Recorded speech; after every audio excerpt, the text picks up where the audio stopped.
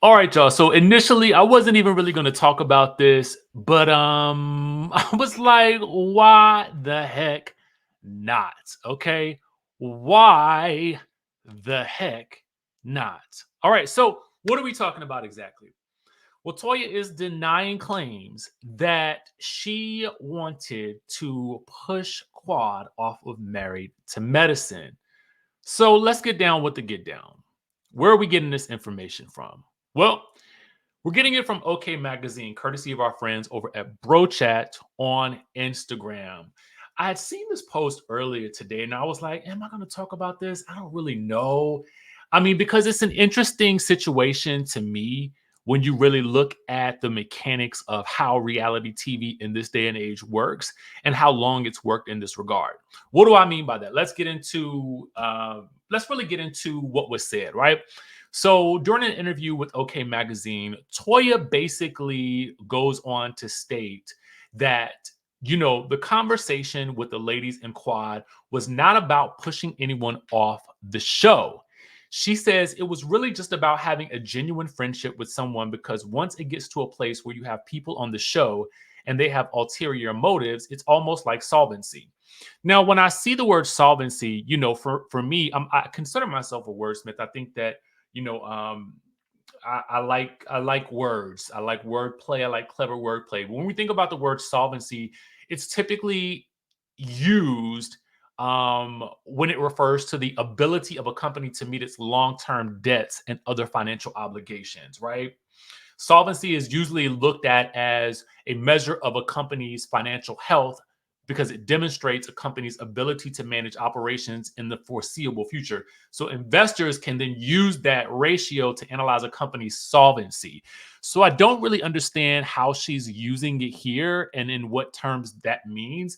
The only thing that I could think that would come close is that basically she is saying that maybe perhaps Quad is, and I'm going to say the word alleged here because maybe she's alluding to Quad, basically, wanting to have a friendship with them to sort of maybe keep her pay, to stay paid, to stay on the show. Maybe it's something like that where it becomes a situation where these women aren't really friends and they're just operating under the guise of we're just doing this so that we can get paid, right? Maybe she meant it that way. Um, she goes on to state that, give me one second.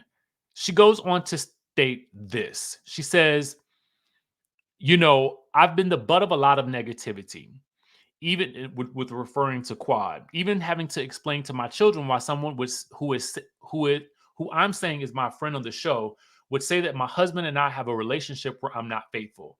That's crazy because my children are teenagers. They have genuine questions. It broke my heart. They've now come to the conclusion that if it can happen to me, it can happen to them. It starts from having no relationship. All right. I guess the interesting thing to me in this situation is when we look at, again, the nature of reality television in the form that it's in. I mean, this show, and as in a lot of shows, have basically created an environment where really little things that you say about somebody can become what is the truth.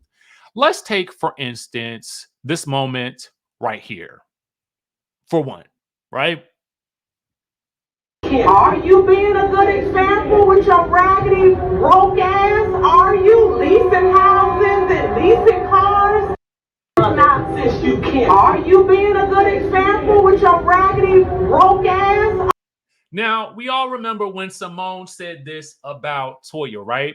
We can also look back at the Mariah saying, she got the receipts. I can show you the receipts on Dr. Damon and Dr. Heavenly, right? We also can look at recently, what was said about Dr. Heavenly and Dr. Damon again by Sweet Tea, alleging that Dr. Heavenly believed Mariah at the time. We can also look at, Dr. Heavenly saying that Quad might have still been getting calls from Dr. Damon. Okay. I guess what I'm trying to say here is it is par for the course for these, for reality TV stars to throw out an accusation and it basically either land with the audience or not.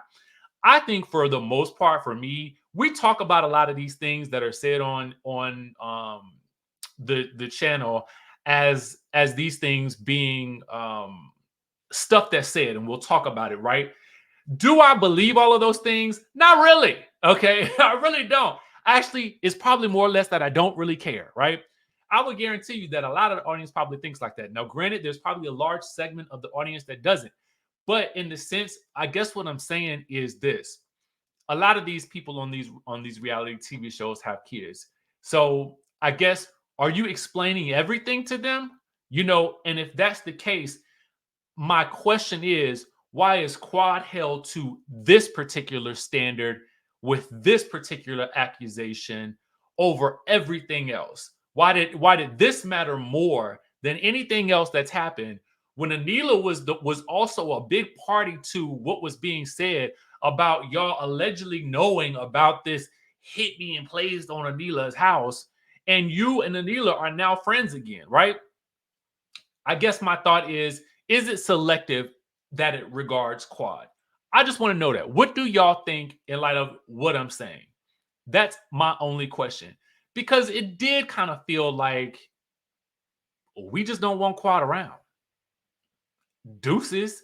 And I would prefer, to be honest with you, if they just said that. I could actually accept that a bit more, because if that's how you feel, that's how you feel, baby. Like, I would just say own it. Own it. Own it. That's it. Let me know your thoughts down in the comment section down below. I did a video earlier today, and I thought to myself, and I'm just going to say this, as a content creator, I ain't never going to please everybody. That's something I learned today. I'll never please everybody. And it's interesting to me how it just kind of knocked me upside the head today, like a ton of bricks, like somebody just slapped me across the face. You know what I'm saying? And as a result, I don't care no more. I can't care no more. I get on this thing. I do the best job that I can. I try to be as try to do this in a way that feels good to me every day. And that's all I can really do. Everything else, I'm gonna have to leave it up to, no, you gonna have to leave it up to God, because I can't worry about it no more. Meanwhile, let's move on. Right, let's move right on along. Let's keep it on trucking, because we got to talk about this good old reunion now. Okay, so a little bit of tea about today, right? We got a little bit of tea from Sweet Tea. She says that the reunion went well, because we do know that the ladies filmed the Married to Medicine reunion this past week, right? She says reunion went well. Some people talk the talk but can't walk the walk. #scary. I'm assuming that's ASS. I can only assume that she's talking about Dr. Heavenly. I ain't gonna lie, y'all. In my opinion, Sweet Tea looked like she might roll up on you. Okay, in the street. I feel like I feel like I feel like she might walk up on you and she might say, "What's up?" Okay, what it is though? What's up? And is it going to be fun and games then? You know what I'm saying? I don't know. What I do know is that Dr. Heavenly likely going to give us some clues tonight, baby, because if you head on over to her Instagram, you will know that she will be going live tonight at 10 p.m.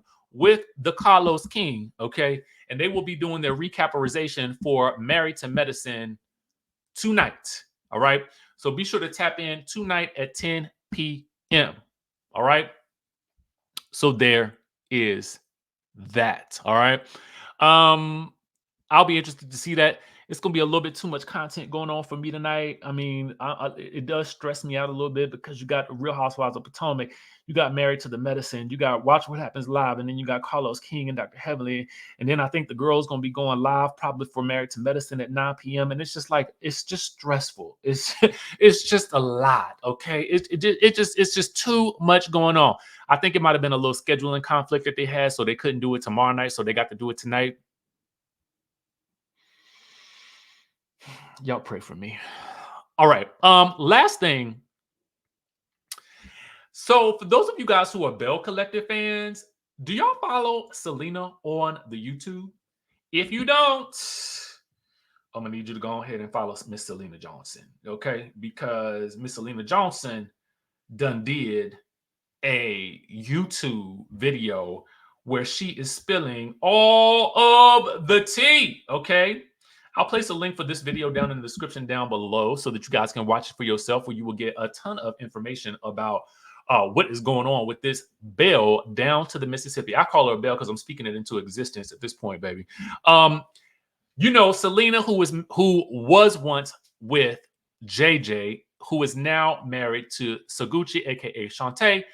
And if you are a fan of the show, you will know that Selena and Ashante, aka Sogucci, got into the physical altercation. Selena does go into detail about her version of events, which I'm very happy about, because I feel like I am always interested when there's a reality TV personality that is brought in and we don't really get their full side of the story. And it's nice to get the full side of the story from her perspective.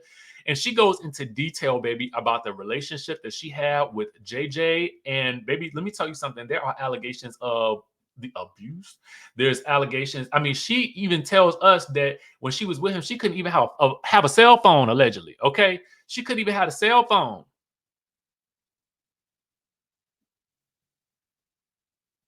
Now, I don't know why anybody would think, for me, okay, why they would think that this woman would want to be back with him if she wasn't even allowed to have a cell phone. How's she supposed to communicate with the folk, with people, the friends and anybody else?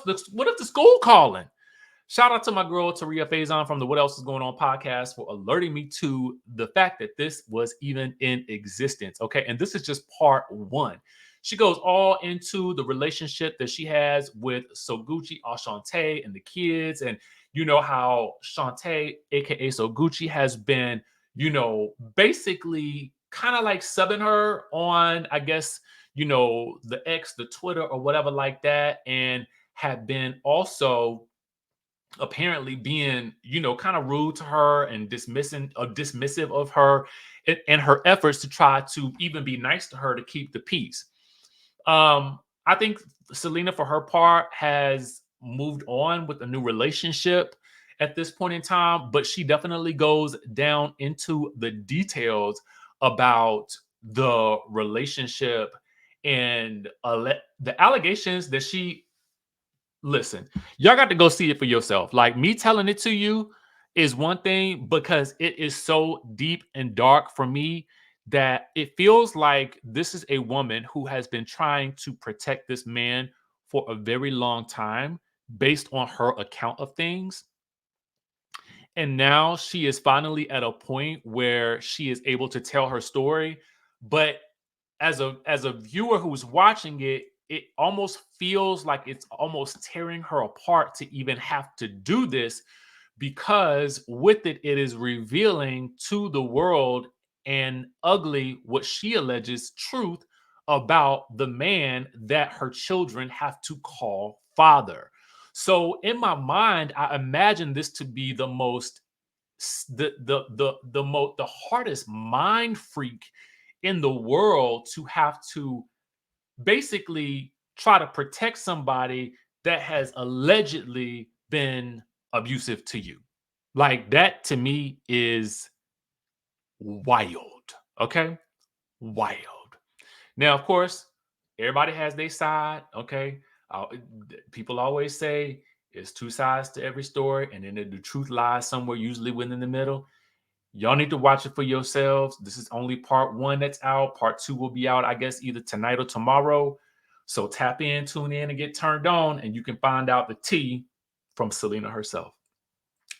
All I can say is, when Belle Collective season 4 comes out, I hope to God I see Selena in that titles, okay? Because her version of the story of the altercation is very different from the version that Sogucci or Shantae tells on the show.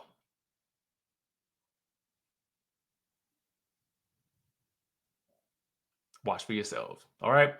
With that being said, I will catch you guys in the next video.